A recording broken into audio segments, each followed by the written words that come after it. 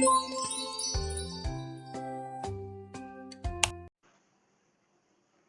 semuanya, Assalamualaikum warahmatullahi wabarakatuh. Shalom, Om Swastiastu, salam sejahtera untuk kita semua.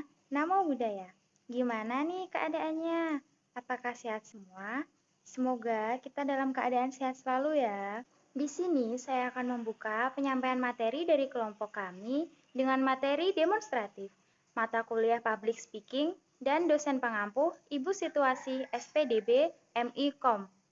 Dengan anggota kelompok, saya sendiri, Febi Intan Permatasari, Vidarananda, Vika Dwi Kurmalasari, Wahyu Untoro, Widya Dharma, Widya Kanti Puspita, Widya Suseno, Wendy Susanto, dan Yoni Sugito. Kalau berbicara tentang demonstratif, apa sih itu demonstratif? Demonstratif adalah salah satu bagian dari macam-macam public speaking. Public speaking atau pidato demonstratif adalah public speaking atau pidato dengan tujuan untuk menyampaikan informasi, di mana tujuan utama pembicara adalah untuk mengajarkan audiens tentang suatu teknik, tips, atau cara menyelesaikan sesuatu. Pidato demonstratif adalah kelanjutan dari pidato informatif. Jika pidato informatif lebih banyak bermain pada what, where, who, dan when, serta why, maka pidato demonstratif bermain pada ranah how. Oleh sebab itu, pada pidato ini, orator lebih fokus pada penyampaian cara-cara untuk melakukan sesuatu. Pidato ini harus didukung media dan sumber. Hal utama yang membedakan pidato demonstratif adalah bahwa pidato tersebut selalu disertai dengan demonstrasi. Pembicara tidak hanya memberitahu Anda bagaimana melakukan sesuatu, atau bagaimana sesuatu bekerja. Sebaiknya mereka mendemonstrasikan cara melakukannya dengan alat bantu visual untuk memudahkan audiens memahami apa yang dibicarakan oleh pembicara.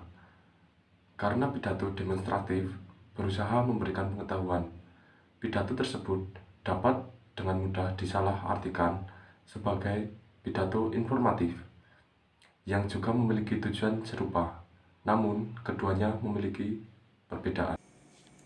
Pertama, kita telah melihat tidak seperti pidato informatif, pidato demonstratif harus disertai dengan alat bantu visual untuk menunjukkan apa yang diajarkan. Perbedaan utama lainnya antara kedua jenis pidato adalah bahwa pidato informatif sebagian besar berfokus pada konsep teoretis.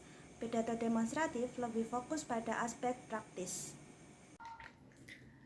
Dengan kata lain, pidato demonstratif lebih berfokus pada bagaimana. Tidak seperti pidato informatif yang lebih berfokus pada apa.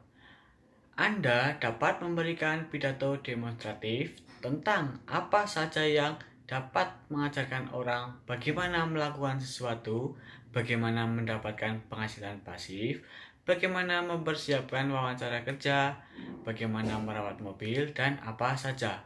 Namun, agar memenuhi syarat sebagai pidato demonstrasi, Anda harus benar-benar menunjukkan bagaimana melakukan apapun yang Anda bicarakan. Contoh, ketika seseorang guru menjelaskan tentang gerak semu matahari, maka guru tersebut akan menggunakan media globe dan senter sebagai sumber cahaya. Ingatlah, Anda berbicara kepada audiens, bukan kepada alat bantu visual. Terkadang, masih banyak pembicara yang menyangkutkan sebuah objek sebagai ilustrasi, tetapi lupa menunjukkan pada audiens. Perhatikan video ini. Video ini menunjukkan contoh pidato demonstratif. Gruvelinus Leonardo DiCaprio, Kumbang Air Kalimantan. Arga Schwarzenegger, Kumbang Costa Rica. Skaptia Beyoncé, Lalat Kuda Australia. Aduh, bunyi nih perut, lapar. Pantesan udah jam segini. Apa pesan delivery ayam bakar Junet aja ya? Mana sih kontaknya? Kok nggak ada? tulis aja deh. 7, 6, 6, 1, 2, 3, 4, 5, 9, 0. Bukan deh kayaknya. Ulangi. 7, 6, 6, 1, 2, 3, 4, 5, 0, 9. Kayaknya bukan juga deh. Aduh, kok aku nggak hafal sih? Padahal kan aku bisa nih ngafalin nama-nama binatang. Kok aku nggak bisa ngafalin nomor ya? Menghafal itu nggak gampang. Apalagi di era sekarang. Semuanya serba tercatat di HP. Coba, berapa banyak nomor telepon HP teman-teman kamu yang kamu hafal? Aku aja cuma hafal nomornya Bang Fikri. 0812 0857. Tapi mau nggak mau kita tuh tetap harus bisa menghafal. Apalagi kalau pelajaran biologi. Ngafalin organ tubuh, nama Latin, proses metabolisme. Pokoknya banyak banget deh. Nah, kalau kamu kesulitan dalam menghafal, ada caranya nih. Cara paling gampang buat menghafal itu adalah dengan mengulang-ulang kata yang mau kamu hafal sebanyak mungkin. Semakin sering kata itu ada di sekitar kita, semakin mudah pula untuk diingat. Makanya, kita mesti rutin latihan mengingat atau menggunakan kata yang mau kita hafal secara berkala. Kayak aku tadi, gak inget nomor telepon ayam bakar Junet, tapi inget nomor HP Bang Fikri. Karena aku lebih sering teleponan sama Bang Fikri. Gitu juga kalau kita mau hafalin nama-nama Latin makhluk hidup. Latihannya perlu dilakuin secara rutin dan berulang-ulang. Gak bisa kalau cuma sekali aja. Hari ini latihan, besok dan lusa juga harus tetap latihan. Cara ini biasa disebut juga sebagai teknik menghafal spaced repetition atau pengulangan berjeda. Dan pada video kali ini, aku, Gina Gasari, mau berbagi pengalaman cara aku belajar menghafal dengan menerapkan teknik spaced repetition. Oh iya, video ini adalah hasil kerja bareng hujan tanda tanya dengan semua murid, semua guru, dan Wardah. Dan jangan lupa untuk follow sosmed Hutata dan SMSG, subscribe, dan aktifin bel biar kalian gak ketinggalan setiap ada video baru di channel ini.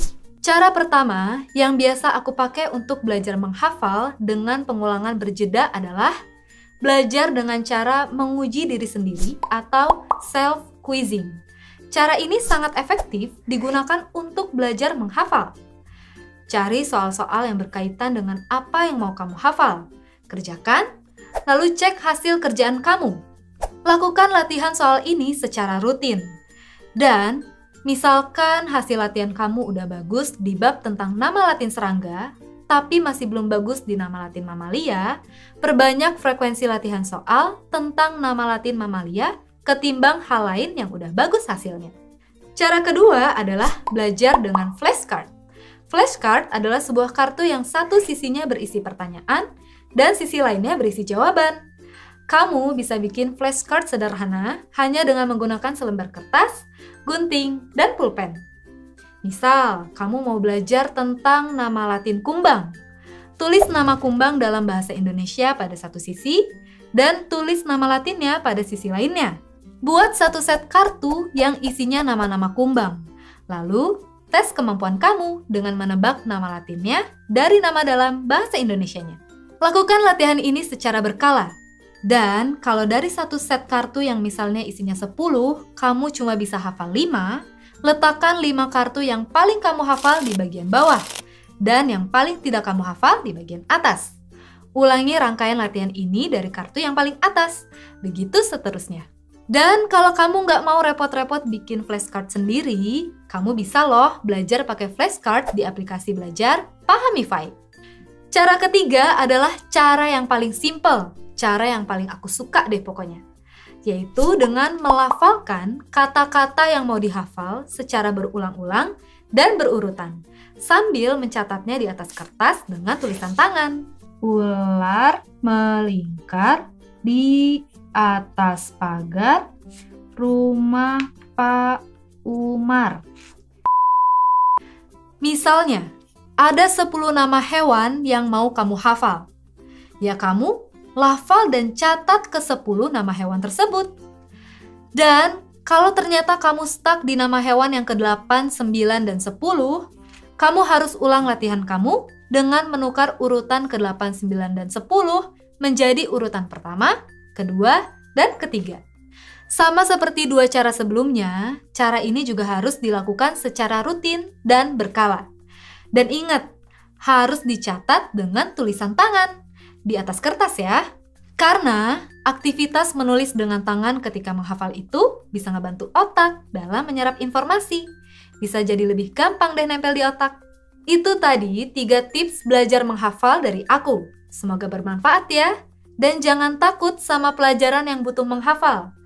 Karena mulai sekarang kamu bisa cobain tips-tips dari aku. Demikian penjelasan dari kelompok kami. Jika ada salah kata maupun perbuatan, kami ucapkan minta maaf dan terima kasih telah menyimak materi kami.